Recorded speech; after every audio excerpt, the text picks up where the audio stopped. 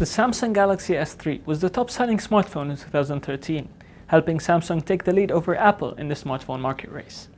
So you can bet we were really excited when we got our hands on its feature-loaded predecessor, the Samsung Galaxy S4. So, does it live up to the expectations? Let's find out. If you are familiar with the Galaxy S3's design, chances are you'll feel right at home with the Galaxy S4. But Samsung accomplished a big feat here by making the S4 thinner and lighter than the S3, despite having a larger display and battery. This means that it also has the same ergonomics. Unfortunately, Samsung also used the same thin plastics on its exterior.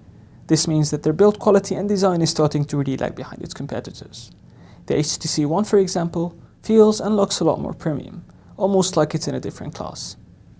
The S4 Super AMOLED 5-inch Full HD display is made from Gorilla Glass 3. It offers vibrant colors, fantastic viewing angles, and extremely crisp images, thanks to its 441 pixels per inch density. Unfortunately, the display is dim even on maximum brightness, and sunlight readability suffers as a result. The display also offers super sensitive touch technology, enabling you to use the touchscreen even while wearing gloves. The Galaxy S4 comes in a quad-core Snapdragon S600 variant that supports LTE in the region, and an Exynos octa-core variant where 4 cores work at a time, for either high-performance tasks or for efficiency. Their performance is almost identical, and so is their power consumption. The Galaxy S4 runs on Android 4.2.2 JellyBean, making it only the second smartphone to run on the latest Android software after the Nexus 4. Like all Samsung Android products, TouchWiz is pre-installed. The latest version of TouchWiz is filled to the bones with features, and while some are useful, the majority feel gimmicky. Those features are S-Translate, S-Health, Smart Pause, Air Gestures, and AirView. Out of all of these features, we only found AirView to be reliable and useful enough on a daily basis, while we turned most of the others off. Do keep in mind though, that these features only work with Samsung's built-in apps. The Samsung Galaxy S4 is fast and smooth. Most of the time.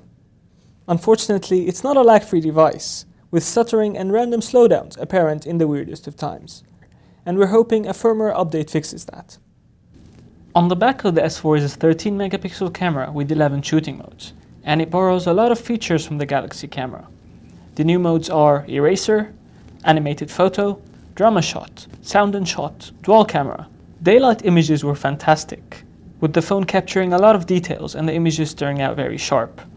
Do keep in mind though that the lens has a very narrow angle, meaning you capture less of the scene. To our disappointment, low-light images don't match up to its main competitors like the HTC One or the Nokia Lumia 920, and the gap is quite big. Images turn out very dark with a lot of noise. When turning night mode on, images are bright enough, but they are still not very sharp.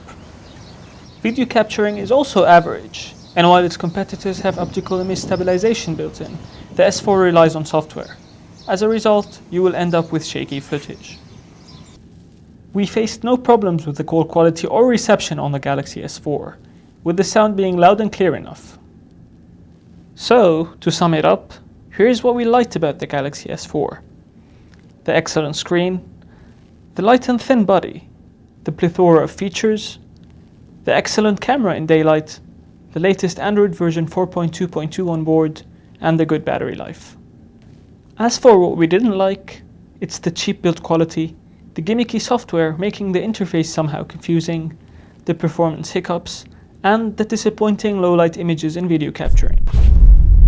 The Samsung Galaxy S4 proves that Samsung can build a phone that's better than its predecessor. The fans will love it for sure, but some users will find the incremental updates kind of disappointing. If you already own a Samsung Galaxy S3, then there is very little reason to upgrade to the Galaxy S4. And if you're looking for a better designed smartphone, then you should definitely check out the HTC One. But overall, the Galaxy S4 is still one of the best Android devices you can buy right now.